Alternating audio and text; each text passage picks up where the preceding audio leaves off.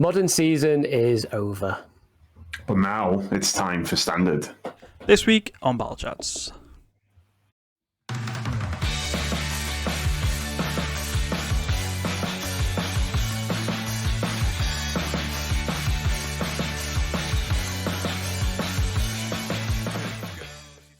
Hello, everybody, and welcome to this week's episode of Battle Chads. I'm Josh. I'm here with my two co-hosts, Dan and Sam. Hi, guys. Hello. Hi, Josh.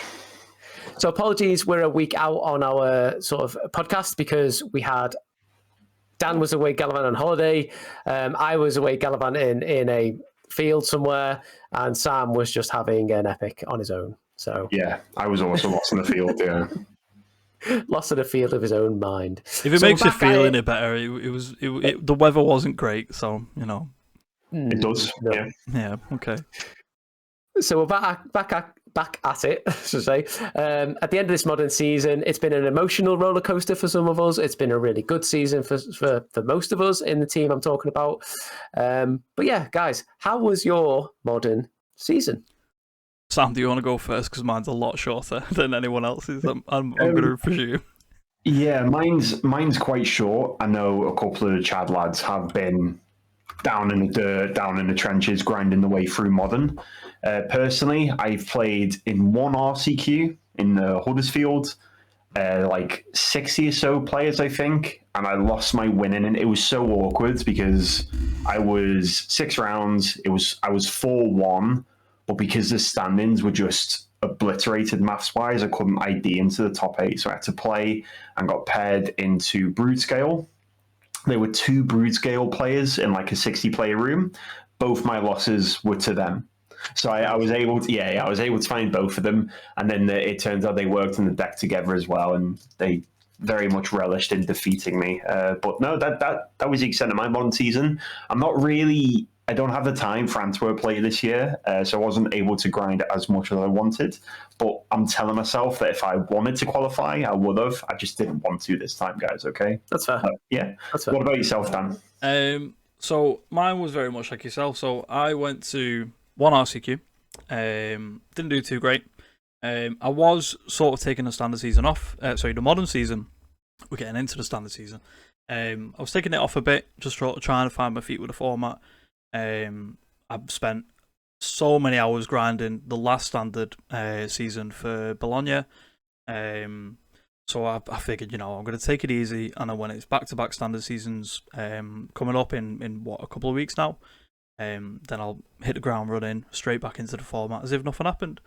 So again, played one RCQ in Harlequins in Preston. Great shop, love it there. It's great whenever I go. It's a great shop, yeah. I went like 1-1 and 3. I played against Lantern Control in 2025, so I wasn't expecting that. And then I played against Mono White Land Destruction, so I wasn't expecting that either. And I just seen like the complete wrong half of the field. Like looking at the shop, it was great matchups for Living End, and I just seen the exact opposite of what I wanted to see. Yeah, round 1 got paired into a blue-black frog deck. Which is just not what you want to see. It's not how you want to start your day anyway. Josh, how about you? So I'm going to sound like I'm going to be less of a, I guess, a bit big-headed because I had quite a good modern season, albeit I didn't qualify, which is really annoying. I attended 5 or 6 RCQs. I had 100% conversion to top 8. I lost in the finals twice. One was a team kill, and the other one was to a turn 2 Blood Moon. I actually really thought I was going to win that. That was impressive, actually. I thought I was going to win that RCQ as well because my hand was absolutely nuts. I really liked my deck. I played Glorious Vengeance for it. I had 6 trophies online playing the deck.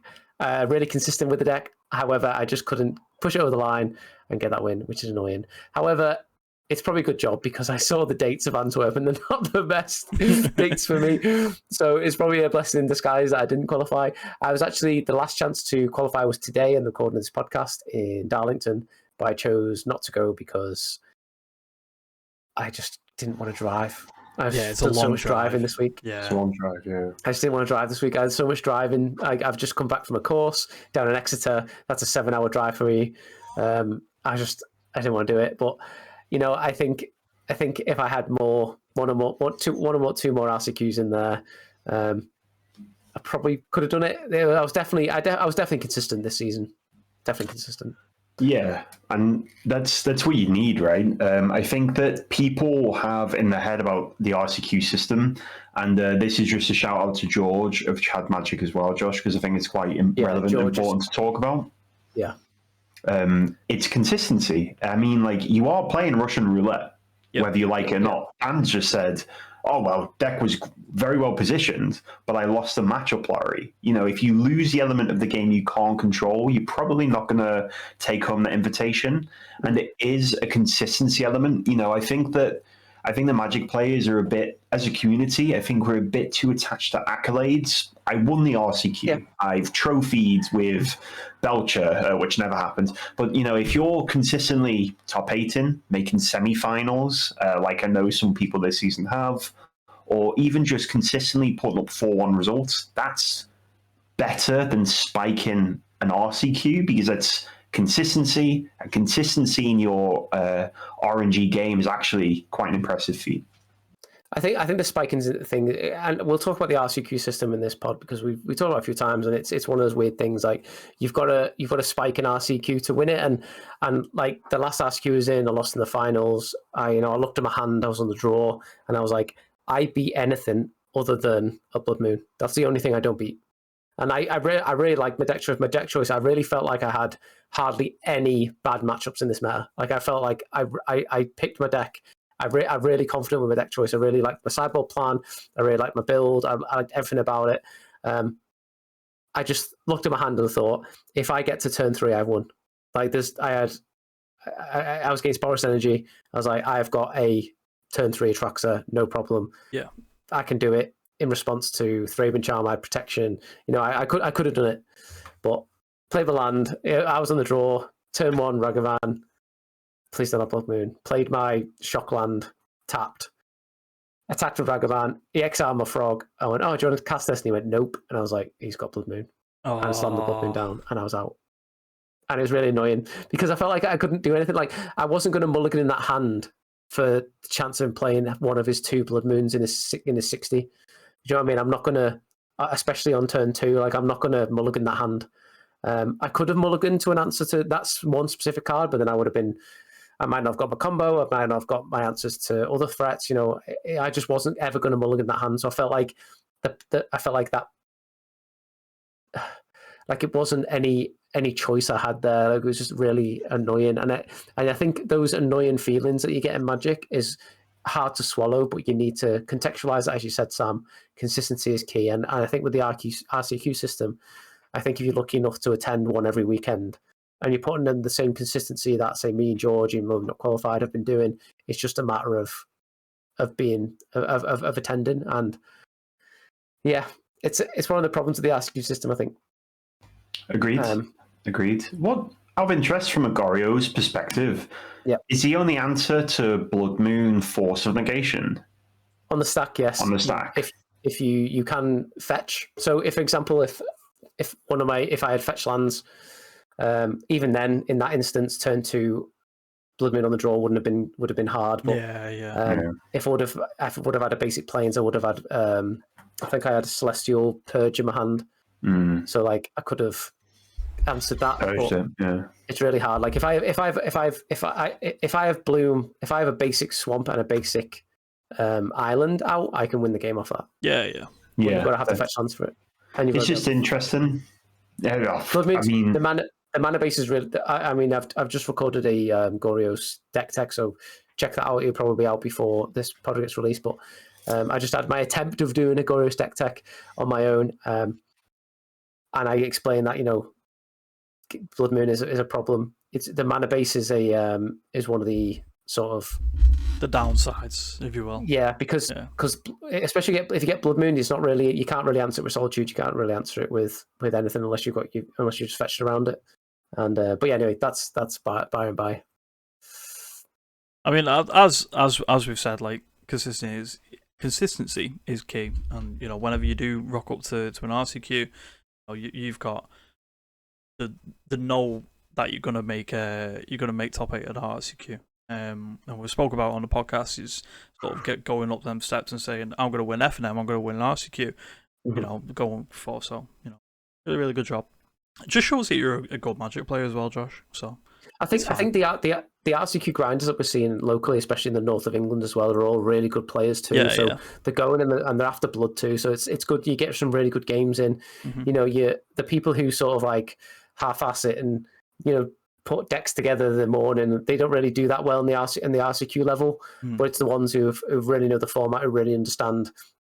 The deck they've brought, they understand the meta. They're the kind of people you're playing against, and I think the quality of the people who do RCQs are the kind of people who want to win, who are after blood, because the RCQ attending an RCQ for prizes isn't worth it. So you're not going to get your casual, I just fancy a tournament today. They're not going to pay £30-40 in to get top 8 and maybe get £20 worth of stuff because the RCQ prize packs are so ridiculous for the store.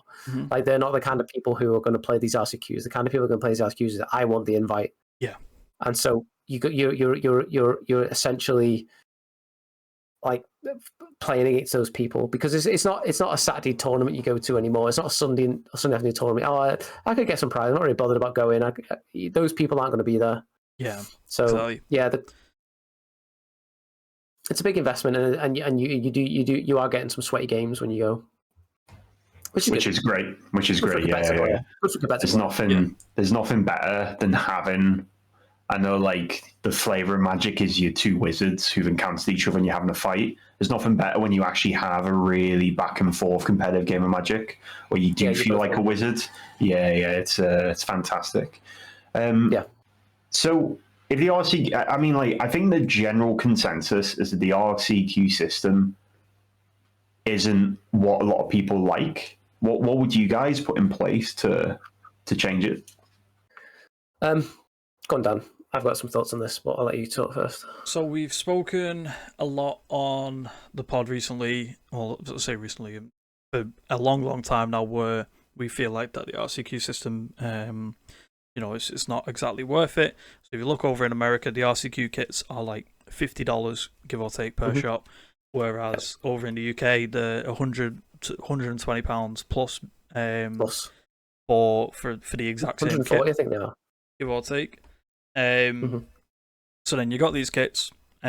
Shops are, forced to put the prices up to cover for the price of the kit so that they don't go out of business.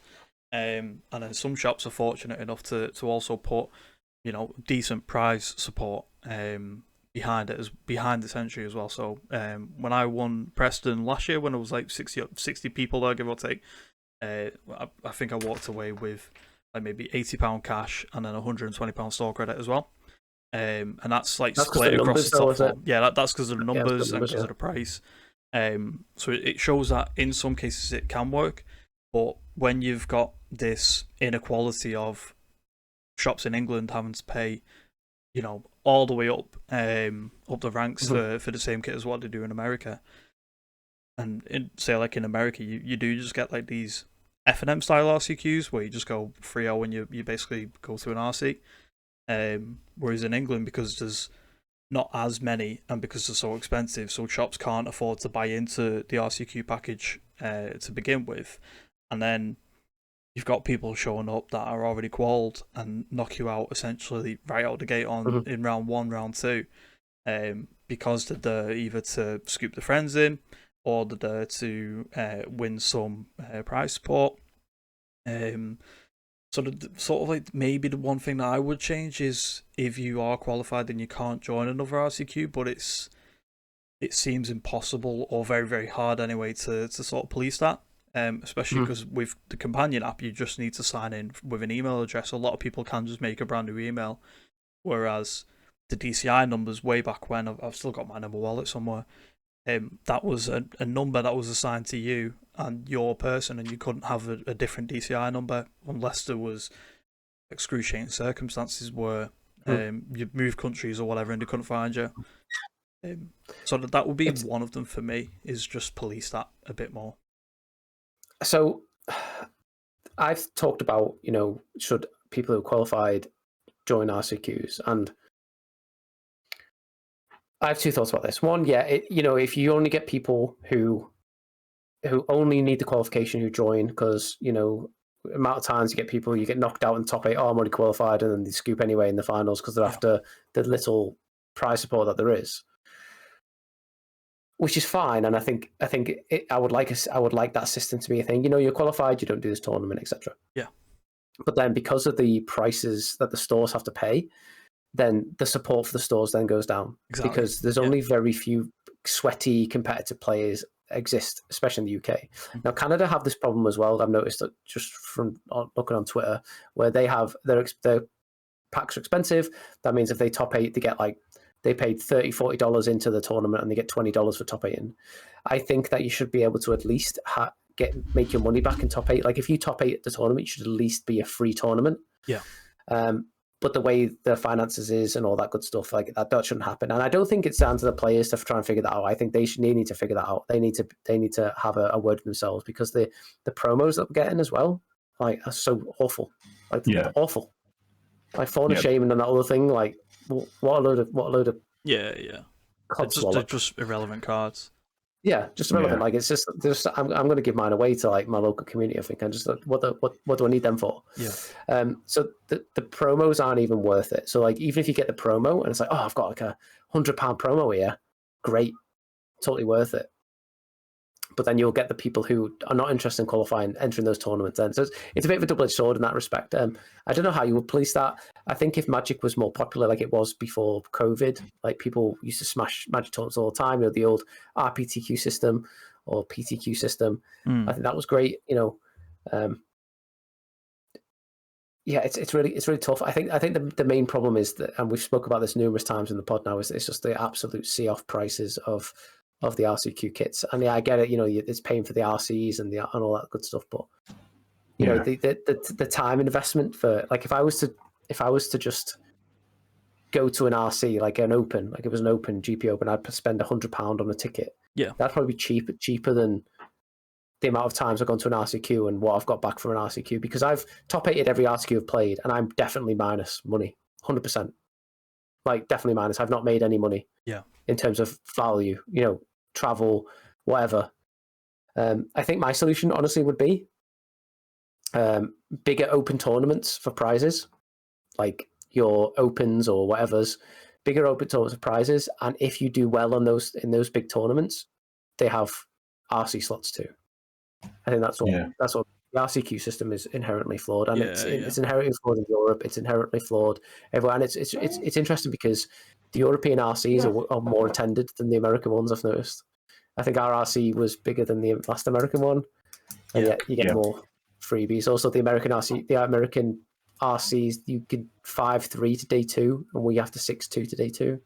Yeah, which is a massive jump. 6-3 it is for the American RCs. They get one more round, but they've got a lesser win percent. Like they have 75% to make day 2. But see what you mean? Like the open, because with the Spotlight series is at the minute, it's not a route to an RC. It's only a route to the PT, if I'm not mistaken. That's right. Yeah. Okay. So I like that. Like the RPTQ system and the PPTQ system way back when, they were great. Like you go to a tournament and it felt like a proper tournament, whereas now you go to an RCQ. And you got prizes. Yeah, you got good, like really, really good prizes back in the day. But it's that you go to an RCQ now and you see all these grinders that are not really grinding for anything, because like you said, the prize support can't be that good unless you're a very well developed shop and you can sort of afford to take a hit on the prize support. But don't get me wrong, if I had an RCQ down the road and I already qualified, I would play it because it's down the road. I don't have to worry about travel. Like, of course I'll play that. Like, why wouldn't I? Like, it's practice. It's I get tournament practice. It's I might spike a prize here and there, but it's a day out at the end of the day. Yeah.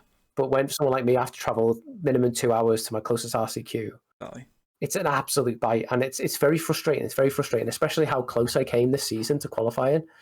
Roebuck was the same. We were chatting to Roebuck before. He's probably got more consistency than me because he's attended more. Always top 8 always the bridesmaid over the bride kind of thing, and it's very frustrating, and it leaves a sour taste in people's mouths, and then they're thinking, oh, well, I'm going to go to Antwerp and try an LCQ. And you're thinking, well, I've got the consistency to do that, but it's never guaranteed. Yeah. Even then, It's a strange one.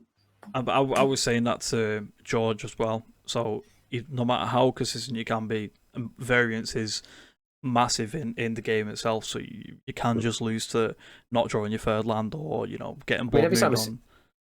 I think George attended it's RCQ every weekend. It feels like looking at the chat, and he top-8 every one of them, every one, and lost to whatever. Yeah, there were so many messages lost to someone who's already queued, so on and so forth. Yeah, so annoying. IDs in the last round because he's already thinking. It's so annoying. It is rough. What about you, Sam? How would you change it if you would? So I think you guys have made some really good points, and have actually highlighted the issues, because obviously from a Wizards of the Coast office point of view, more tournaments, right? You can go to as many tournaments as you want, but if you're not the person playing in them, you might not understand the actual issues with them. And I think that there are now spotlights, as Dan mentioned. There are RCs, there are 4 RCs a year, I guess. And then there's 100 RCQs you can attend. More tournaments are really, really good. But there's a difference between why I would attend an RCQ, or I'm less likely to attend an RCQ than I am a Mega Modern, because Mega Moderns are actually give back to the community. And I think that there's 2 ways you can make RCQs give back to the community that would help wash out the sour taste that yourself, Josh, Roebuck, and George are left with, because I really understand it. And I lost my winning in. That sucks. I didn't lose my winning in 6 times or 8 times or just miss out. So I think I would personally implement 2 changes. I think that an event like an RCQ, a finals should never be played. Just give 2 invites away per RCQ.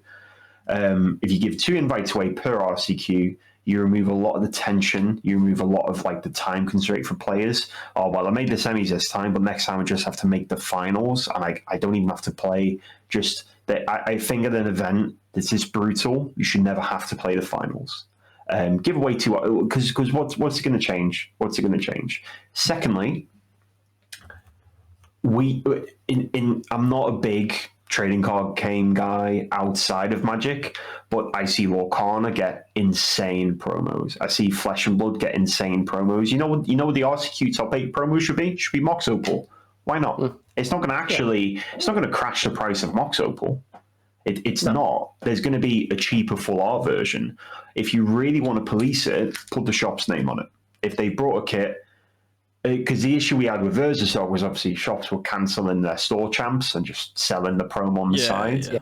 So how about you get, once your RCQ invites have been won, then the Mox Opal promos go out to those players. But imagine if that Urza Saga promo was a promo for that RCQ season.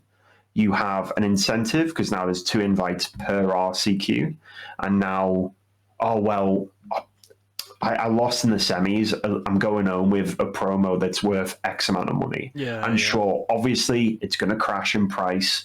Okay, now there are affordable Urza Sagas, Mox Opals out in the wild, which you're then likely to actually transcribe people from the favorite format. If you're a Commander player and you need 1 Mox Opal, I'll buy a modern deck this weekend and play in this RCQ.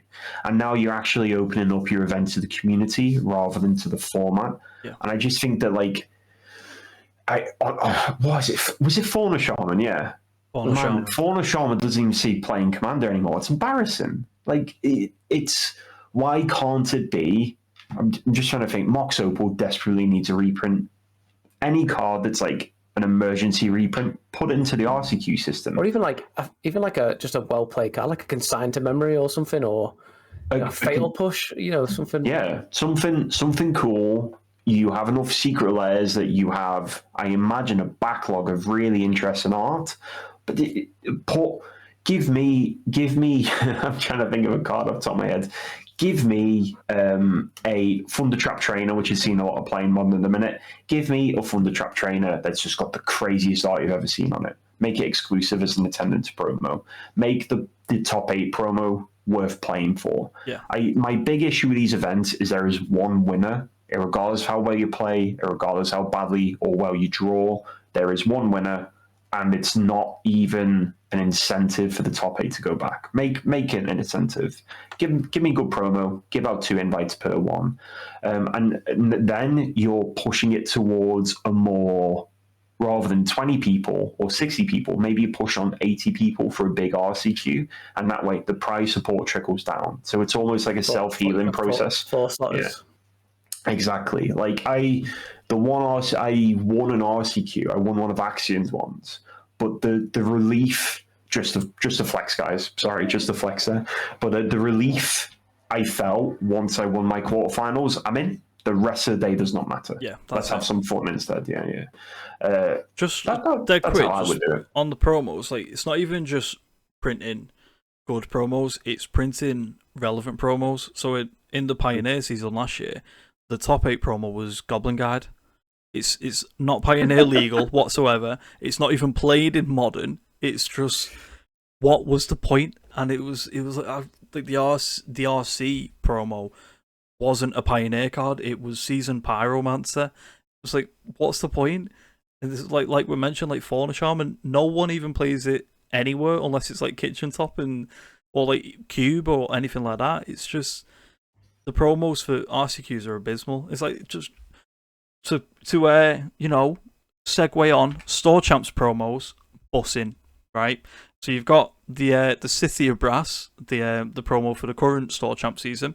That's like what, £250-300 minimum? Yeah, because it's got a Final Fantasy thing on it, hasn't it? And then even just like the new Store Champ promos, you've got Bit of Triumph as a participation, Nice. which the artwork looks amazing, and it's a relevant card. You've got Slick Shot Show Off as a top 8 promo, full art, red players, Very relevant. very, very much like Slick Shot Show Off. Multi-format All-Star. Standard. Yeah.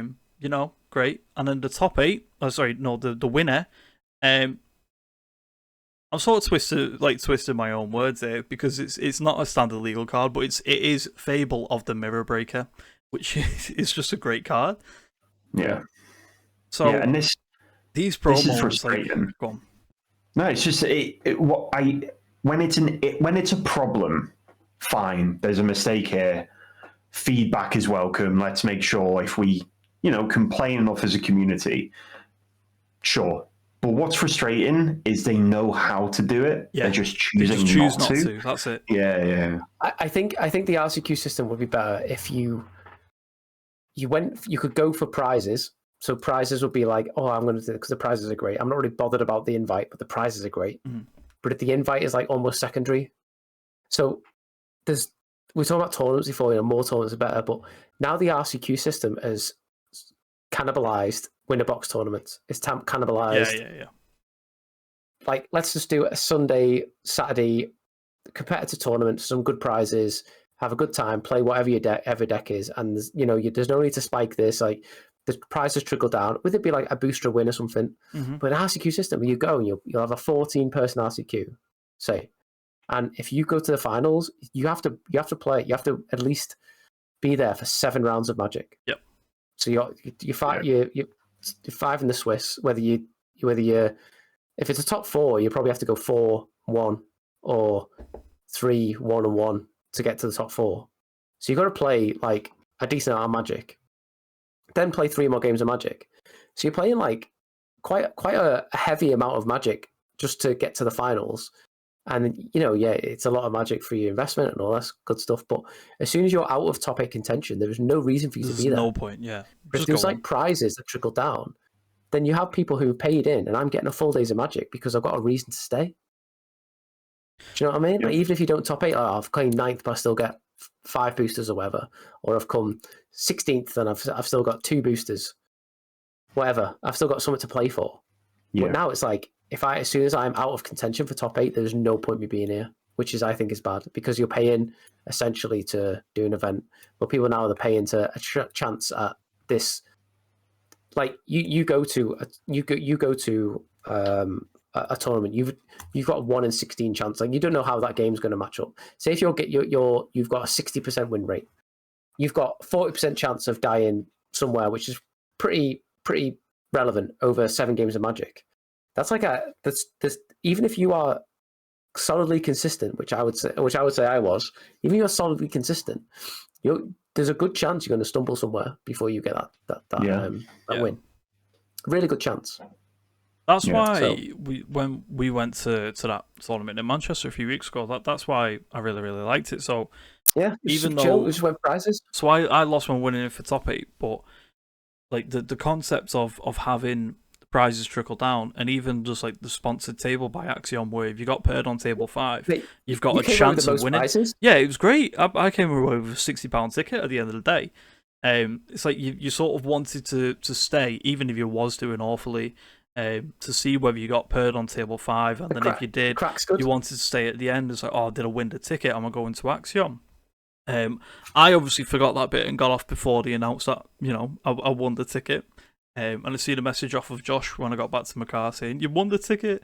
But tournaments like that, like your winner boxes, like we mentioned, I really, really miss them. Like, it's sort of trying to find the perfect mix of competitive and also a bit more casually, sort of like what a winner box would be, because you'd have the people coming up when booster boxes were, maybe a bit worth playing for. Like the prices of them now, maybe that's another reason why it's hard to see winner boxes, because you're looking at a booster box is like £120, whereas back then a booster box would have cost you what, £60, £70, £80 give or take. So that might be another reason as to why you don't see them, but it's hard to sort of try and find that the right mix of casual and competitive at the same time. Years ago, right? We before my son was born, so it was actually a couple of days before he was born. We did a charity event in Manchester in Fanboy 3. So it was me, Ellie helped, Gareth and Connor. Shout out to those lads, I've not seen them for a while. We all got together and we did like this big charity event for Mind, mental health charity, and we did a modern tournament. Mate, you should see the prizes we got. We got like commander precons given to us because it was a charity event. We had Dave from Fanboy 3, shout out Dave. He gave us some sick prize support because it's all for charity. We raised £1,300 for charity that day, and people came away with stacks of prize support. Yeah, and it was such a good event. And people were just there for prizes. Like that was it. Like it was just such a good feeling. Like just being there to essentially play the game for what the core is. Play the deck you want, play the deck you feel comfortable with, and just maybe walk away with some prizes that trickle down. Like there's no feel bad. Like the RCQ system now, it just feels, even now, it's just got a driving home raging because of I was so close, and that's the only reason therefore. And yeah, you get these pity prizes for getting in the finals, and it feels like a pity prize. Like you should be top 8 and being like, I've walked away with a stack of boosters here. Yeah. But it's not the shop's fault. I don't blame the shop. I blame the whole system itself. Like I think one way to solve the problem is you qualify for this tournament, then you've got to pay in for the tournament. So you pay an RCQ. The RCQs get an invite in the RCQ system. So they get an invite, however it may be. Then you win a spot to the RC. Okay, cool. Now it's £120 to play in the RC, or whatever it is, which would still be cheaper than the amount of money I've spent on RCQs. That'd be one way of solving it. Ignore all these promos. I guess on a business perspective, it's not that good because you need to guarantee the money in to put on this tournament. Yeah. But if you have to buy the ticket to the tournament for the RC, you're not eligible to buy this ticket. I think a lot of people would still probably do it and still feel good about going to an RC. It's an interesting point. I think that the grind is so real, and obviously, if we're all going to Belgium, that's out the way for us, and there'd be accommodation plus tickets, plus life when you're there. I don't think it's a bad idea, but it's not one I'd personally be happy with. Like what's frustrating is I don't know the answer, right? All I can do is spitball what Sam would prefer. I prefer that if the RCQ system meant anyone called Sam automatically qualified, Sam CQ system, like that would be my ideal. But it's more that like I'm not paid to figure this out, right? I just want to play Magic. Yeah. There are people who have salaries much higher than ours who can't figure this out. And it's like, Wizards are so good in some aspects of transparency and so poor in aspects of the others. And I just think that, like, even if like maybe if you top eighted an RC, you got exclusive queue access to the next secret letter drop or something, just something more than nothing. Yeah. And like I could spitball ideas all day, probably all rubbish, but I'm not meant to fix it. You are, and like I've not really heard any criticisms from them, and like I don't think this system works fundamentally, and I think that they need to recognize that. Yeah. I'd be interested to know what the listeners think, actually, like how they would fix the RCQ system. Are they happy with the RCQ system? Let us know in the comments. I'd be really interested to know people's ideas and on how they would go about it. Yeah, I'm interested to know. But before we move on, any lads have got any last burning comments on the RC system, the modern season? How sick? Go on, Sam. Sorry. Oh, go no. So I was just going to say, modern looks pretty good. Just reprint Mox Opal, please. How sick would it be, right? If us three, we ran our own winner box event. Just go 3 ways on a booster box of the most recent set. Find a shop to host it, like Just Play, Fanboy, Harlequins, wherever, and say, come play a winner box. Shall we talk after this pod? It sounds like you're trying to spend my money, Dan. Yeah, I'm pretty good at doing that.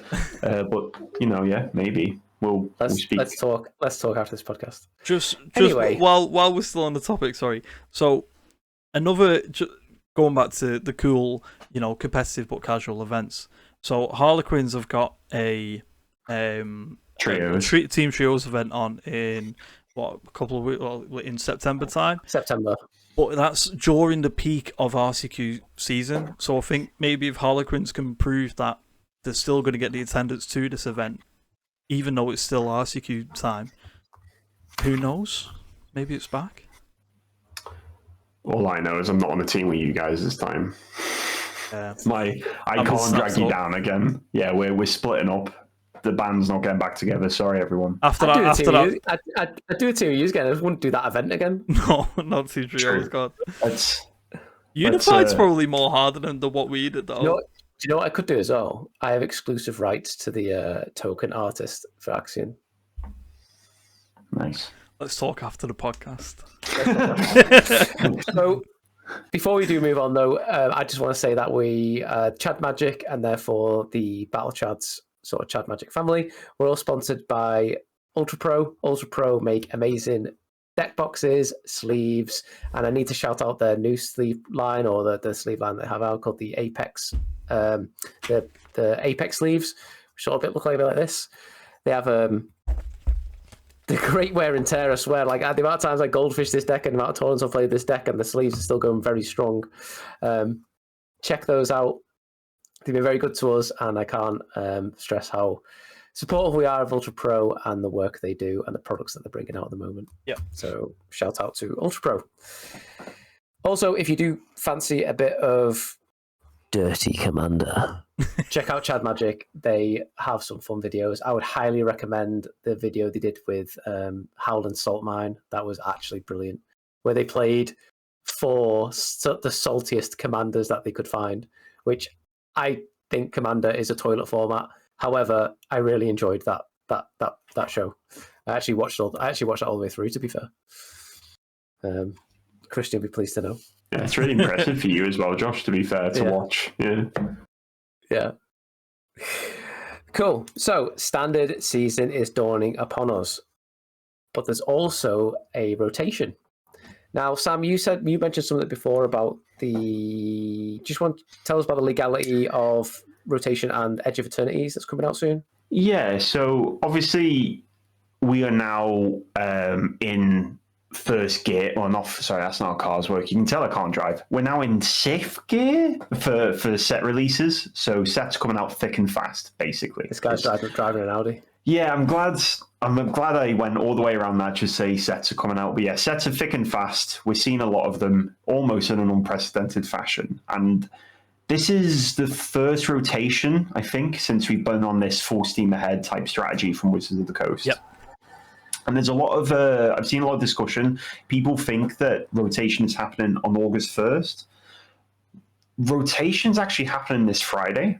So as soon as Edge of Eternities is legal, Standard is rotating. I think the official release date is August 1st, but because now sets are officially legal, like fully legal from pre-release, from the Friday pre-release, yep. The rotation actually happens on the 27th, so there's no time where you get to play Edge of Eternities with Dominaria, for example, because that's rotating.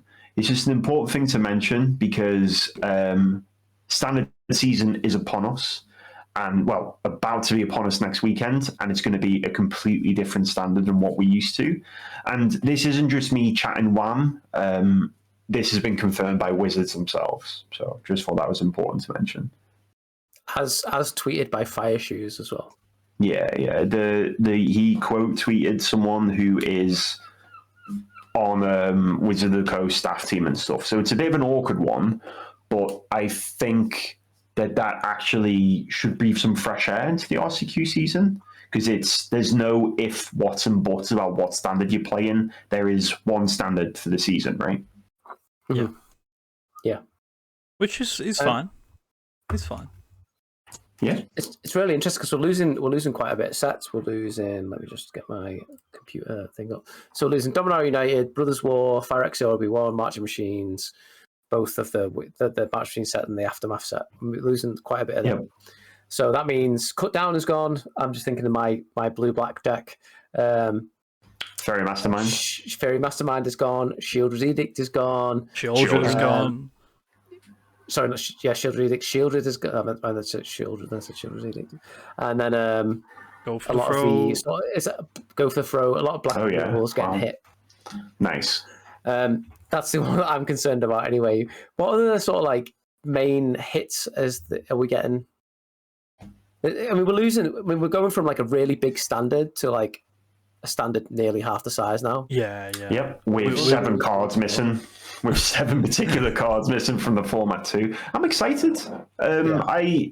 We've just said in terms of the RCQ system, Wizards needs to try more. They have been trying a lot with how to balance standard properly. Mm-hmm. And while it's not necessarily been successful, I'm glad that they're trying.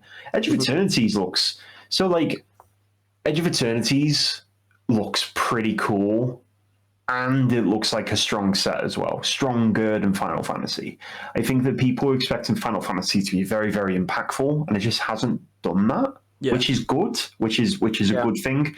But I expect Edge of Eternities to make more of a lasting impact. And obviously, the thing with rotation that we see is it's like, well, Shieldred's going, Fairy Mastermind's going, all the cards you just mentioned, plus other cards I aren't even jumping to mind here. But that means that like, not only is a new set coming out, you're potentially unlocking cards from sets currently that haven't had a chance to shine yet. Yeah. So it's a brewer's paradise, and we've said that before.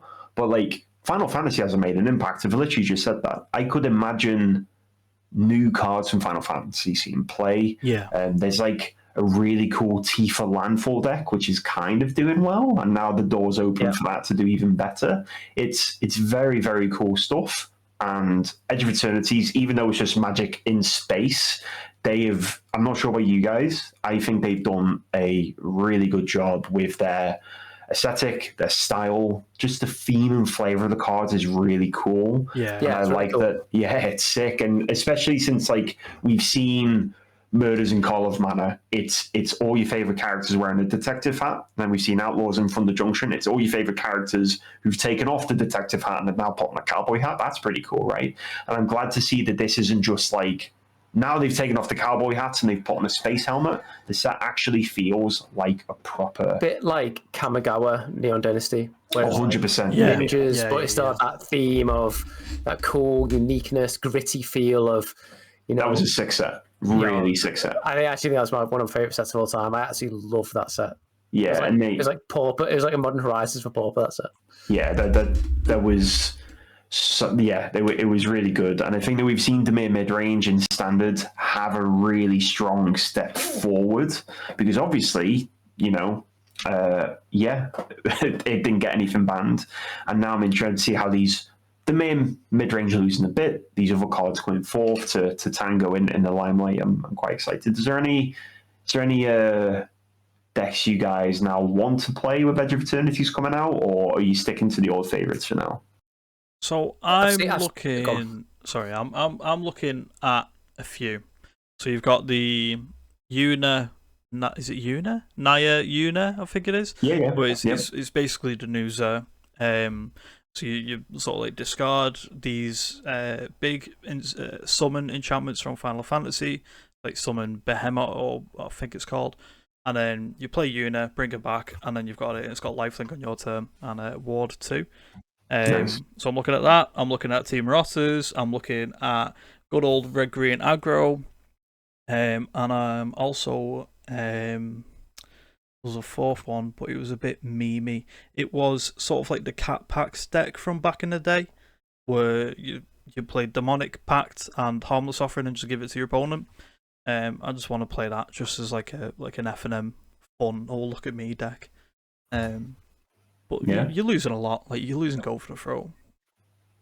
Yeah, I'm looking at this landfall deck here because I actually quite like the look of that landfall deck. It's really cool. Yeah. Really I've not cool. played like a proper mono green deck in ages, but I think we're going to lose Bushwhack, aren't we?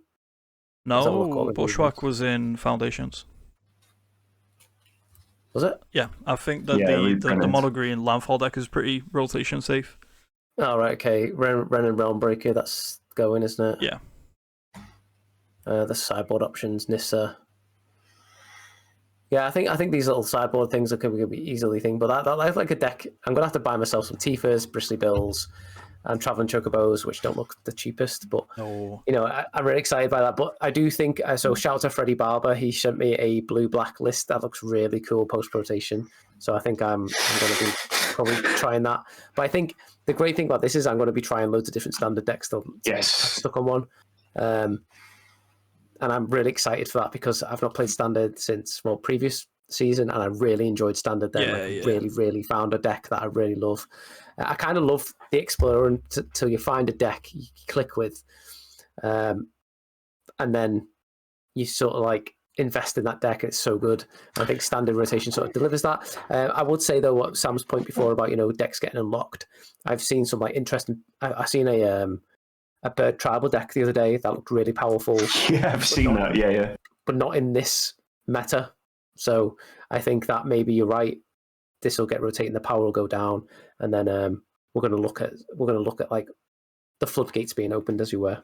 Yeah. Can I just before we move on? I love the idea of Josh being like, I've been sent a really cool Dimir mid-range list, and it's guarantee you it's just stock 75 and Josh is like yes on the other side. It's cool, and like I think that like my new favorite sub game I've seen is people seeing how big they can get Tifa on Modo. I've seen like in Modern I've seen like 2,000 power Tifas and stuff, which is very interesting. But you're telling me that like it's a bad format when a 2-mana like 1/2 double effect is playable? That's pretty sick. And one thing I have to say that I really like design wise is that along this, a lot of the strong cards that we're getting from Edge of Eternities are all artifacts, and we have both Suplex and the Braid in the format. So there's always like, Temporary Lockdown was like a pretty egregious card, I think. Rest in peace, Omniscience combo. You will be missed, my beloved. I've literally got my Omnisciences from Bologna sealed in glass behind me, and there was like Maro does these spoilers, doesn't he? Where it's like, oh, there's a sliver in the set. There was one of his spoilers was like a card that reanimates enchantments, and I was like, I had the hammer ready to like break the glass on these on the sealed Omnisciences. But no, I think that like there's so many cool dragons from Dragonstorm that just haven't really cropped up, and we get to play with those now. And look, it's Magic. Decks will be figured out, and it's going to be good decks and a variety of decks. But there are currently so many cool cards in Standard that we don't get to play with. I'm very excited. Yeah, I think this is going to be good. I think it's going to be exciting. I think it's not going to be as, I don't want to say feel bad, but it's going to be like, quite exciting for people to get involved with Standard. And I think with Modern it's a bit of a love-hate relationship. I think Modern is the most polarizing format, other than maybe Pioneer, that I can think of. People either just love Modern like I do. Like I just like if there's only one format I could play, it would 100% be Legacy. But Modern's quite good. yeah. Modern will do. Like modern, I really enjoy. It's slowly enough in rotation that I can really invest in a deck. Obviously, the Modern Horizon stuff is a different topic, but it's something I can really invest in. Understand the format, and it's wide open at the moment. But I think having this excitement for people in Standard, it sort of levels the playing field for everyone a little bit, especially post rotation. Yeah, I'm really looking forward to the Standard season. Like it felt like Bloomburrow was too good. It was really good. It sort of gave the format a bit of an identity, where you've got like your mice decks running around, and then Dustmorn came out and it gave a new identity with Kaito, and then what would I say after that? Foundations that came out and it just made those two decks even better. Esper Pixies became a thing somewhere down the line, and now with this new set coming out, it feels as though, especially with like Monsters Rage and Heartfight Hero, like Sam said, rest in peace, some Sweet Princes. With those getting banned, it feels like that there's a new identity coming out, and there are so many powerful artifacts coming out with there already being like a playable blue-white artifacts deck in the format as it is, and we're just getting a lot more. Like Temporary Lockdown is now an artifact in that deck, which is quite scary. Very true. Very but true. It's still going to be fun to see. Yeah, and like this is I think you actually just made a very good point, Dan. Bloomburrow and Duskmorn really took over. Overlords from Duskmorn are obviously just multi-format staples at this point, and Bloomburrow really made an impact. But one set in particular because like most of Standard that we see is commons and uncommons. The rares are actually, once there is a rare that does X and that's the playable rare, that is not going to be replaced. If for example, Fairy Mastermind saw a lot of play just because it's on my head, but no other card in Standard was doing what Fairy Mastermind did. But there were a lot of commons and uncommons as a supporting cast of these Standard decks. So, I feel like Lost Caverns of Ixalan is an incredibly strong set, but we've not really seen the rares make too much of an impact. Are people going to start casting Enigma Jewel? They better add do. It's a very exciting time, and cards on the table. We're mostly modern players, right? Even Dan's been converted. I'm sat here excited for Friday. I'm like, this is what Magic should be about. It's, hey, Modern's sick, but look what's going on over there. And Standard play should be like, well, this Standard's awesome, but look what's going on in Modern. Boris Energy still really good, but like it shouldn't be like the thing is, and this is a hot take, my guys. There is no reason why every format can't be good, and we've not had that for a while. And if this is a good Standard, we have a good Modern. They need to take Legacy out back and put it down, but we could have a good Pioneer. And like, if it's 2 out of 4, that's more than we've had for a while, right? Yeah.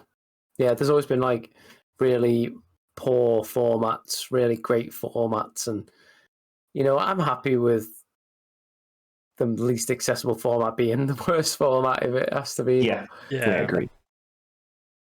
I mean, I can. Sorry. It really when it's like this, it really like pays to have a collection as well. It really pays to, like if it's a really healthy Modern, I really like owning my Modern staples because I can change my decks around. Everything's open. I can play different variations of my deck. I'll talk about my Goryo's deck tech. I talk about 3 different variations of the same deck you could play. Having it really benefits having that collection. Keeping all your cards, having that thing where you can look through your binders and be like, oh, I could play this card in this deck, and all that good stuff. And I think having sort of that sort of feeling across multiple formats where your cards have multiple uses, and I think it's really good. So it really rewards on the collection. And on that point, there's no reason why there can't be a bridge between standard and modern, and we're just getting the shocklands back. Make the shocklands pennies, turn them into pennies. Who cares? Let's get affordable mana bases in. A big flex there, Josh. Sat talking about your collection. Very, very cool, bro. Are you sat next to a Final Fantasy booster box? I see. Yeah. So the booster box, the other booster box that I bought, I'd be like, I'm not going to open that. Well, I have just seen that. Yeah. I just finished a really stinking course. And I mean, like, without going into context, like, it was stinking. It took me 3 days to get over it. I needed some dopamine, and I was like, I need dopamine right now. So you ripped the box of Final Fantasy. It was like 1:30 in the morning. I did it. I was like sat in my boxes watching Andor, and I was like just cracking packs. And I got very little. I was hoping for at least I don't know, a chase card or something, but I didn't get anything. Mate, that's like proper degenerate behaviour. That 1 in the morning, opening a box. Yeah, I look like Smeagol, I look like an absolute mess. I probably needed a shower as well. Like, I was stinking. Like, yeah, I just opened this box of Final Fantasy. And I was Chocobo. Like, I remember this. Like, absolutely a wretch of myself. Honestly, like, if Ellie came down and switched the light on, just saw me like, you do that. Opening this box, opening this box. I was opening the cards like, this is actually really cool. I had a great time. I had sufficient enough dopamine to get me through the night off that. So nice. And you look like if you've just been through a Smeagol period. Yeah, I can see you've got full head of hair. You look glowing, mate. So it looks like it's done the job as well. Yeah, it was like a proper little. I don't know. I had to do a walk of shame afterwards, honestly, mate. Like, I was just walking back upstairs, like, what have I done to myself? What have I done? Do you know what my equivalent of that's been? Just to jump on this bandwagon, I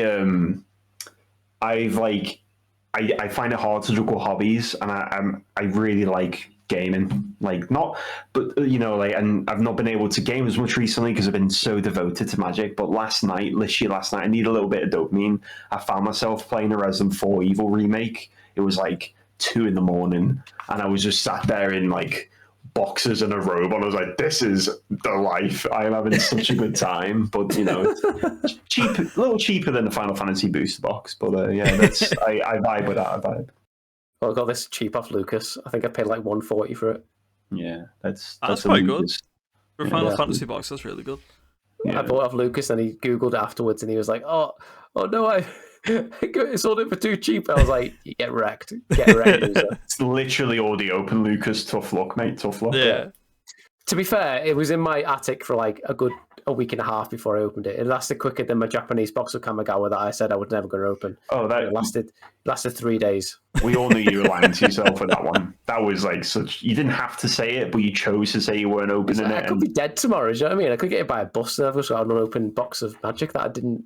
That someone else is going to take the joy out of, and I was like, I worked for that. That's a good way to put it. That's a lovely outlook on life. No wonder you need the dopamine, mate. My God. Mate, honestly, like, take that thing. I could be dead tomorrow. You'll get a lot more things done. Enjoyable, anyway. Yeah. All right. Wow. Jesus. So, yeah, lads, I'm happy anymore on standard. I know you lads this week are going to work together on coming up with a top 10 cards from Edge of Eternity. Should look out for. Yep. I won't be here for that because I am away once more. Wow. But we will be hopefully releasing 2 things this week. One should already be out by the time this pod comes out. And I'm currently looking at Bristly Brills on Troll Trader. They're really expensive. How much, Josh? Go on. 47. Oh my. It's like the only good card from Outlaws. Oh, I own one, and that was for my legacy deck, a legacy deck, and I was like, but are you really really gonna drop what 130, 140 quid on free standard cards though? Well, hang on. That legacy card. I only need 2 of them. Legacy And card. also, Dan, we already discussed I could be dead tomorrow. So Good point. Good point. Yeah. Just guys, I've just remembered a little shout out. Why buy them, Josh, when you can test them for free on our lovely new gameplay account? And now we're making lovely gameplay videos as well. I probably should do that before I buy them. Yeah. I might do it first, actually. I'll do that first. But there's like, I don't know if you heard about it. There's this thing that I discovered. Right. Okay. You've discovered. It's three words. Okay. Pay in 3 from PayPal. Yeah. I'm very, very guilty of doing that with Madhouse. It's basically, make girl maths, it's basically free. Yeah. It's basically free. If you think about it long enough, it's basically free. That's next month Sam's problem when he has to pay payment 2. That's the current Sam's having a great time. Okay, well, this is going to turn into a therapy session, but Josh has put out a lovely video on Goryo's Vengeance gameplay wise, and we're going to start making more gameplay content. So we might virtually sleeve up some bristly bills for that. Josh, do you think? Yeah, so the current plan is one of us are every other week, we're going to rotate, we're going to release a gameplay video on a cool deck we've been looking at, and then hopefully it will be interesting for people and us to play. Yeah, for sure. So now you get two pieces of battle chads week in, week out. You get gameplay and this whole thing, what's going on here. But we need to not do what Sam did last week and be like, guys, I recorded a draft and I went 3-0, but I don't like my voice and the way I talk to myself, so it's unworkable. I did that. So this is really funny. This is really funny. Like I 3-0'd a vintage cube. I was like, this deck is sick. It was 4-color Omnu because it was Omnath and Nardu. Very cool. Yeah. Had all the Nardu triggers, but played this like my pack 1 pick on was like Nardu. My pack 2. My pick 2 pack 1 was Uro. I'm like, I'm in. Let's go. It was sick. But there was like one of the games, I had like 3 seconds left to my opponent timed out. It was awesome. But I watched it back and it was a good 30 minutes. So I was just sat in the dark, like just staring at the screen. No commentary. Dribbling down yourself, like forgetting to swap. Yeah. Took my top off halfway through it just because it's so hot. It was... And I was like, I'm recording you. Why am I only blinking with one eye? Yeah, it was... And like, I was like, so glad I won that game. That was awesome. Oh, hang on. Yeah, that was pretty brutal. Do you know what I discovered doing it when I was recording? I watched back of myself. When I play Magic, I don't know if you can see on camera, when I play it, I do this. Yeah, you do. And it's not even that. So when we're just like in Discord, you're just sat here like fully laid back, just chewing my t-shirt. I was like, I didn't even know I did that. Like, I am disgusting. You get some bad habits. Yeah. I am horrible. Yeah. Why am I like this?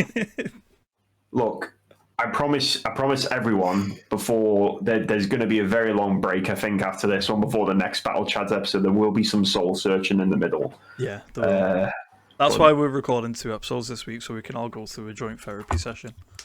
Yeah, couples therapy. Yeah. Quadruple therapy. Who's the 4th? Wait, hang on. What did I say? Quadruple therapy? I definitely need therapy. I need therapy and a bit of school as well. Yeah, we'll work it into each other. Josh's next course is just basic arithmetic, so it should, This is a square. Maths. It has 4 sides. Yeah, I need to make notes, but I think that's the only other thing I wanted to add. Dan, you got anything? No, mate, I'm all good. No. We have a lot to say, but just not on camera. Just each other in private. Sweet. Let's pick Sam this week. Sam, will you do the obvious for us? Yeah. So if you've made it this far, especially through the spat that we've just had, like, share, subscribe, leave us a comment about what we've discussed today, RCQ seasons, what you think of Edge of the Fraternities, see if you can predict what mine and Dan's top 10 cards would be, or just link us to like, I can't think of it, but just link us to a good couples therapist if you know one, or at least please. But no, like us, share us, check out the gameplay videos. We're on Twitter, on Blue Sky. We have a link tree somewhere. Check us out. And Dan, do you want to mention about the questions?